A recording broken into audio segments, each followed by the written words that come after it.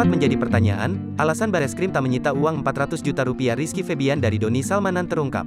Hal ini diungkap Direktorat Tindak Pidana Siber Bareskrim Polri.